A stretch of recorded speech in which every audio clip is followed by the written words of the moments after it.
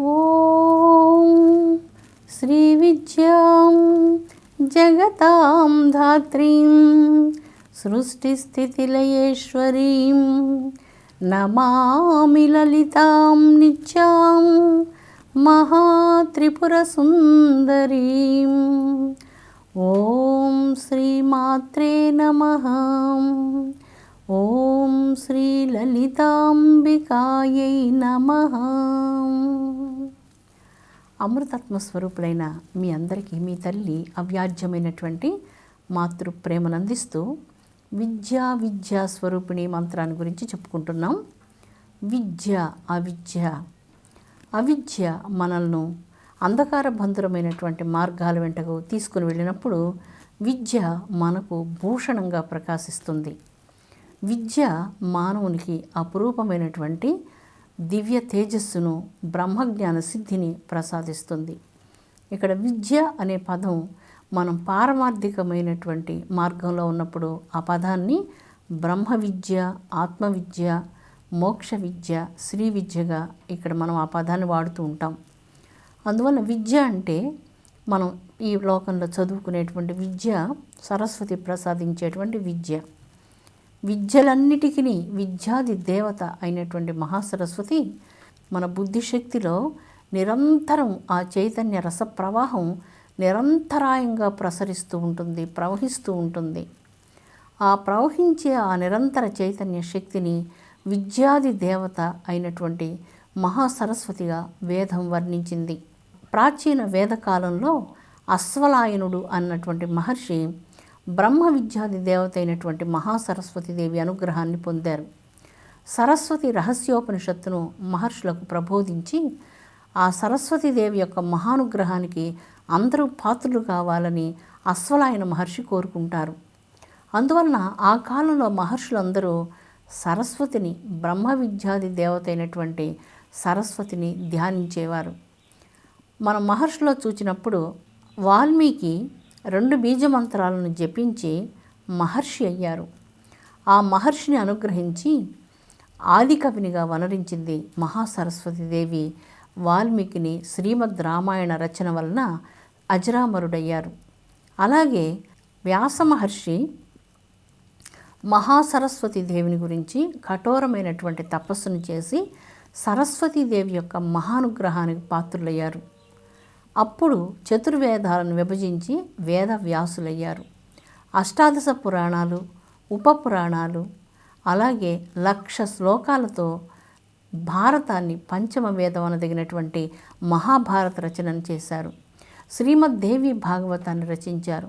ఇలాగా వ్యాస మహర్షుల వారికి అపూర్వమైనటువంటి విద్యా జ్ఞానాలను ప్రసాదించింది విద్యాస్వరూపిణి అయినటువంటి మహాసరస్వతీదేవి. అశ్వలాయన మహర్షి చెప్పినటువంటి విధంగా సరస్వతీదేవి యొక్క మంత్రాన్ని సంవత్సరం రోజుల పాటు నియమనిష్టలతో కఠోరంగా ధ్యానించి సరస్వతి పంచమి, మాఘమాసంలో వచ్చే పంచమి సరస్వతీదేవి యొక్క జయంతి. ఆ దినం ఎవరైతే భక్తితో ఈ మహాసరస్వతీదేవి మంత్రాన్ని నిష్టతో, నియమంతో జపిస్తారో వారికి అపారమైనటువంటి వివేకం, కవిత, రచనాశక్తి ఇవన్నీ కూడా లభిస్తాయి. ఇక్కడ విద్య అనగా బ్రహ్మ విద్య, ఆత్మవిద్యా స్వరూపిణి, మోక్ష విద్యా ప్రదాయిని, శ్రీ విద్యా స్వరూపిణి అన్నటువంటి మంత్రాలతో జగన్మాత కీర్తించబడుతున్నది. విద్య వినయాన్ని ప్రసాదిస్తుంది. వినయం మానవ జీవితానికి సుందరమైనటువంటిది, పరిమళభరితమైనటువంటిది. వినయం లేకుండా ఎంత విద్య ఉన్నా ఆ విద్య పరిమళించదు, ఆ జీవితం శోభించదు. గర్వం, అహంకారం మన పతనానికి కారణమైతే విద్య, వివేకం, వినయం మన జీవితంలో ఉన్నతోన్నత శిఖరాలకు తీసుకుని వెళ్ళేందుకు మెట్లుగా ఉపకరిస్తాయి. అందుకే ఇక్కడ ఒకనాడు బ్రహ్మ సరోవరం విష్ణు భగవానుడితో ఇలాగా అనింది, దేవా, అందరూ వెళ్ళి గంగలో స్నానం చేస్తూ, గంగనే పూజిస్తూ, గంగకి అనేక స్తోత్రాలు చేస్తూ, గంగను అనేక విధాలుగా కొనియాడుతూ ఉంటారు. కానీ నేను కూడా జనులను అనేక రీతులుగా పునీతం చేస్తున్నాను కదా, గంగకు లభించినటువంటి స్తోత్రాలు, పూజలు, అంతటి గౌరవం నాకెందుకు లభించడం లేదు అంటూ బ్రహ్మసరోవరం విష్ణుదేవుని దగ్గర బాధపడింది. అప్పుడు విష్ణుదేవుడు ఆ బ్రహ్మసరోవరానికి ఇలాగ చెప్తున్నారు. గంగ హద్దులు ఎల్లలు లేకుండా ఉప్పొంగి సకల జీవరాశులందరినీ పునీతం చేస్తూ ఇంటింటికి వెళ్ళి ప్రతి గృహాన్ని ముంచెత్తి వేస్తూ ఉంది. స్థావర జంగమాలన్నిటిని కూడా పవిత్రీకరిస్తూ ఉంది. ఎల్లలు లేకుండా ప్రవహిస్తూ వెళ్ళిపోతూ ఉన్నది గంగ. కానీ బ్రహ్మసరోవరం అలా కాదు. బ్రహ్మసరోవరం దగ్గరికి వచ్చినటువంటి వారిని మాత్రమే పునీతం చేస్తుంది. కానీ గంగ తనంతట తాను అందరి వద్దకు వెళ్ళి అందరినీ పునీతం చేస్తూ వారికి ముక్తిని ప్రసాదిస్తూ ఉన్నది. శారీరకంగా మానవులు ఎన్ని రకాల పాపాలు చేసినప్పటికీ పావనమైనటువంటి గంగా స్నానంతో ఈ మహాపాతకాలు పరిహారమైపోతాయి. అందుకే గంగలో స్నానం చేసినటువంటి వారంతా పునీతులవుతూ గంగను స్తోత్రం చేస్తున్నారు. గంగ ఎల్లెడలా ప్రవహిస్తూ అందరినీ పునీతులను చేస్తున్నది కదా అంటూ విష్ణు భగవానుడు బ్రహ్మసరోవరానికి తెలియచేశారు. గంగ ఔన్నత్యాన్ని విన్నటువంటి బ్రహ్మసరోవరం ఇక ఎన్నడూ అలాంటి మనోవికారాలకు లోను కాకుండా తన తప్పును తాను సరిదిద్దుకున్నది. దీన్నే విద్య అంటాం. విద్య మన దగ్గర ఉన్నప్పుడు తప్పును సరిదిద్దుకొని ఇక ఎన్నటికీ ఏ విధమైనటువంటి మానసిక వికారాలకు లోను కాకుండా మనల్ని మనం సరిదిద్దుకుంటాం. లేనప్పుడు మనం ఆగ్రహంతోనో అసూయతోనో ఈ వికారాది గుణాలతో మన మనస్సుని మనమే కలుషితం చేసుకుంటాం. అందుకని ఈ చక్కని కథ మనకు విద్యను గురించి, దాని వివేకాన్ని గురించి తెలియజేస్తుంది. అంటే విద్య మనకు వివేకాన్ని ఇచ్చినప్పుడు మన తప్పులను మనం సరిదిద్దుకోవాలి అన్నటువంటిది ఈ కథ ద్వారా మనకు స్పష్టమవుతూ ఉన్నది. అహంకారంతో తెలియకుండా కొన్ని సందర్భాల్లో మనం ఎంతో విద్యావంతులమైనప్పటికీ కూడా పొరపాట్లు చేస్తూ ఉంటాం. ఆ పొరపాట్లని మనం దిద్దుకోవాలి, మనల్ని మనం వివేకవంతులుగా చేసుకోవాలి. విద్యలో ఉన్నటువంటి పరిమళాన్ని, వినయాన్ని మనం పొందాలి, శాంతం మనం పొందాలి. అప్పుడే మనం నిజంగా విద్యావంతులమైనట్లు. ఒక మానవుడు ఎన్ని రకాలైనటువంటి పట్టాలు పుచ్చుకున్నప్పటికీ, అంటే డిగ్రీలు ఉన్నప్పటికీ అతడు నిజమైనటువంటి విద్యావంతుడు కాలేడు. ఎప్పుడైతే వినయం, శీల సంపద, వివేకం ఇలాంటి సద్గుణాలన్నీ కూడా మనిషిలో ఉంటాయో అతడే నిజమైనటువంటి వివేకవంతుడు, విద్యావంతుడుగా మన వేద విద్య మనకు తెలియచేస్తూ ఉన్నది. అలాంటి వేద విద్యను నేర్చుకున్నటువంటి మానవులతో, అంటే వివేకశీలురు, ఉత్తమ జ్ఞానం కలిగినటువంటి వారు, వినయవంతులు, సాటి వారిని అవమానించకుండా ఉండేటువంటి వారు, ప్రేమించి సేవించగలిగేటువంటి వారితో మానవ జాతి నిండిపోవాలి అంటూ బ్రహ్మ విద్యలో ప్రబోధించబడుతున్నది. ఇలాంటి విద్య ఈనాడు ఎంతో అత్యవసరమై ఉన్నది. మనం మహర్షులలో నారద మహర్షిని చూస్తాం. ఆయన చాలా గాంభీర్యుడు, ఉదాత్తుడు, లోక కళ్యాణాన్ని ఉద్దేశించి అన్ని లోకాలకు పరిభ్రమిస్తూ ఉంటారు. అందువలన వైకుంఠానికి ఎప్పుడు వెళ్ళాలన్నా, ఏ సమయంలో వెళ్ళాలన్నా నారద మహర్షికి ఏ ఆటంకం లేదు.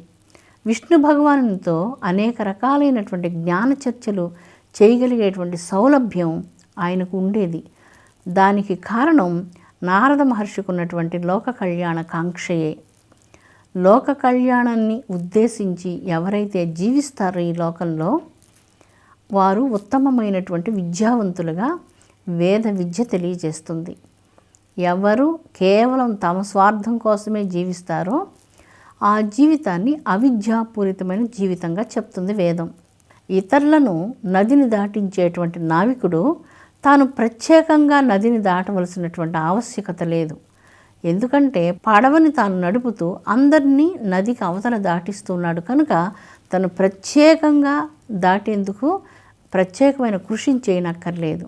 పరోపకారం కోసం పాటుపడేటువంటి వ్యక్తులు ఏ లోకంలో ఉన్నా, ఏ రంగంలో ఉన్నా, ఏ వృత్తిలో ఉన్నా వారు పరుల కోసం, లోక కళ్యాణం కోసం కృషి చేస్తూ ఉంటారు కనుక వారికి సహజంగానే పుణ్యం కలుగుతుంది. వారు ప్రత్యేకంగా ఏ పుణ్యాలను ఆర్జించుకోవాల్సినటువంటి అవసరం ఉండదు. పరోపకారార్థం ఇదం శరీరం అంటూ మన సంస్కృతిలో ప్రధానంగా ఈ విషయం ఎంతో గొప్పగా చర్చించబడింది. ఇదే నారద మహర్షి లోకాలన్నీ సంచరిస్తూ లోక కళ్యాణ కార్యక్రమాన్ని నిర్వర్తించేవారు. అంతేగాని అక్కడ మాటలు ఇక్కడ చెప్పడం, ఇక్కడ మాటలు అక్కడ చెప్పడం అనేటువంటి ఆ తక్కువ స్థాయికి వారు ఎన్నటికీ రారు. సర్వోత్కృష్టమైనటువంటి లోక కళ్యాణ కాంక్షతో మానవాత్మలను ఉద్ధరించడమే ప్రధాన లక్ష్యంగా ఉంచుకొని లోకాలన్నిటినీ సంచారం చేసి విష్ణు భగవానుడి దగ్గర భక్తుల యొక్క కష్టాలను నివేదించేటువంటి వారు ఉత్తమోత్తములైనటువంటి నారద మహర్షుల వారు. ఇలాగా పరోపకారార్థం జీవించేటువంటిదే ఉత్తమమైనటువంటి జ్ఞానం, ఉత్తమమైనటువంటి విద్య. ఇంకా దృష్టాంతంగా మనం చెప్పుకోవాలి అంటే తిరువణ్ణామలై కొండను గురించి మీ అందరికీ తెలుసు. కార్తీక మాసంలో దివ్య జ్యోతిని ఆ కొండ మీద వెలిగిస్తారు భక్తులందరూ. తిరువణ్ణామలై కొండ సాక్షాత్తు అరుణాచల పర్వతం, అరుణాచల ఈశ్వరుడిగా మనం భావిస్తాం. భూమి మీద ఉన్నటువంటి పర్వతాలలో హిమాలయ పర్వతాలు ఇవన్నీ పూజ్యమైనటువంటివి. కానీ తిరువణ్ణామలై కొండ సాక్షాత్తు ఈశ్వరుని యొక్క ప్రత్యక్ష స్వరూపం. దానిని అగ్నిలింగంగా భావిస్తారు. ఆ అగ్నిలింగమైనటువంటి తిరువణ్ణామలై కొండ మీద కార్తీక మాసంలో పౌర్ణమి నాడు ఆ ఈశ్వరుని ప్రీతి కోసం అపురూపమైనటువంటి జ్యోతిని అక్కడ వెలిగిస్తారు. తిరువణ్ణామలై కొండ మీదకు వెళ్లేందుకు ఒక సన్న ఖాళీ బాట ఉన్నది. ఆ బాట వెంట లక్షలాది మంది కొండ ఎక్కుతూ ఉన్నారు. అక్కడ ఒక మహావృక్షరాజం ఉన్నది. ఆ వృక్షరాజం ఆ ఖాళీ బాటతో ఇలా అంటున్నది: ఈ కొండ మీదకు వెళ్ళేటువంటి భక్తులందరూ కూడా లక్షలాది మంది తమ కాళ్ళతో నిన్ను తన్నుతూ నిన్ను చాలా కష్టపెడుతున్నారు కదా అంటూ బాధపడుతున్నట్లుగా మాట్లాడింది ఆ వృక్షరాజం. అందుకు ఆ ఖాళీ బాట నమ్రతతో, వినయంతో ఇలాగ అంటూ ఉన్నది: భక్తుల్ని భగవంతుని వద్దకు చేర్చడం అంటే స్వయంగా నేను కూడా భగవంతుని చేరడమే కదమ్మా. అందువలన నేను అంటూ లేకపోతే, ఈ శ్రమను నేను తీసుకోకపోతే భక్తులు ఎలాగా ఆ కొండనెక్కి ఆ తిరువణ్ణామలై జ్యోతిని ఎలాగ దర్శించగలరు?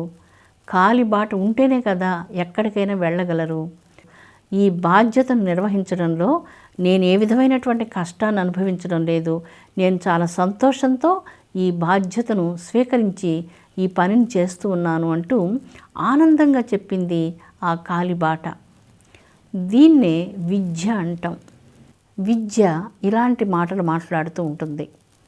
ఎదుటి వాళ్ళు ఎంత నెగిటివ్గా ఉంటే కూడా దాన్ని పూర్తిగా పాజిటివ్గా తీసుకోవడం.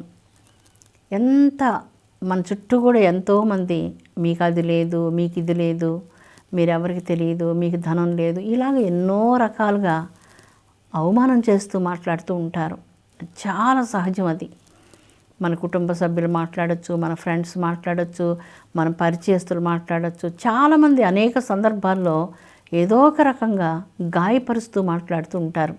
మనం విద్య అంటే చెప్పుకున్నాం, మంచి మాట మనిషికి ఆభరణమునని. మంచి మాట అనేటువంటిది నిజమైన ఆభరణం. ఎన్ని రకాల ఆభరణాలు ధరించిన మనిషికి నిజంగా శోభనివ్వదు. మంచి మాట మాట్లాడినప్పుడే ఆ మనిషి నిజంగా శోభాయమానంగా ఉంటారు. అదే విద్య అంటే. విద్య అవిద్య స్వరూపిణి అనే మంత్రంలో మనుషులు విద్యావంతులుగా ఉండాలి అంటూ భారతీయ ఆధ్యాత్మిక సమాజం వేదకాలం నాడు కోరుకున్నది. ప్రతి ఒక్కళ్ళం ఒకరినొకరు మాటలతో గాయపరుచుకుంటూ, అవమానం చేసుకుంటూ, తిరస్కారం చేసుకుంటూ, నిందించుకుంటూ, ఇలాగా మాట్లాడుకుంటూ, గాయపడుతూ మన సమాజంలో ఉన్నప్పుడు ఆ సమాజం బలహీనమవుతుంది. ఒకరినొకరు గౌరవించుకొని, ఆదరించి, అభిమానించి, ఆత్మీయతను చూపించినప్పుడు ఆ సమాజం శక్తివంతమవుతుంది. విద్య అవిద్య స్వరూపిణి అనేటువంటి మంత్రంలో విద్యాప్రదాయిని అయినటువంటి కన్నతల్లికి నమస్కరిస్తూ మాకు చక్కని వాక్కులను ప్రసాదించమని, నిజమైనటువంటి విద్యను అనుగ్రహించమని, విద్యా అవిద్యా స్వరూపిణి అయినటువంటి జగదంబకు భక్తితో నమస్కరిద్దాం. లోకజనని విశ్వశాంతిని అనుగ్రహించునుగాక. ఓం శాంతి శాంతి శాంతి.